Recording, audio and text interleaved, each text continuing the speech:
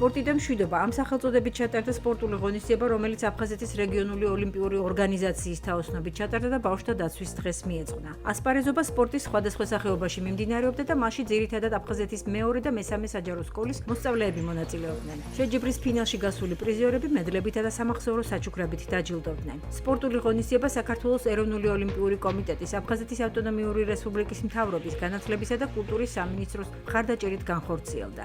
ულოცავთ სრულიად საქართველოს ბავშვებს და განსაკუთრებულად მინდა ჩვენი საზოგადოების, აფხაზეთის საზოგადოების ბავშვებს მიულოცოთ დღეს, ზუსტად აი ამას ეძღვნება ჩვენი ღონისძიება დღეს, აი ამ თბილისის მუნიციპალიტეტის ფორმატში, ერთ-ერთ დასახლებაში, სადაც არის ძალიან ბევრი ბავშვი და ახალგაზრდა ჩართული და მიხარია, რომ აი ამ მასშტაბს იღებს ეს ჩვენი ინიციატივა. ჩვენ წინა წლებში ვატარებდით, აი ზუგდიდში ჩავატარეთ საფეხბურთო ფესტივალი, ქუთაისში ვატარებდით, ბათუმში ვატარებდით.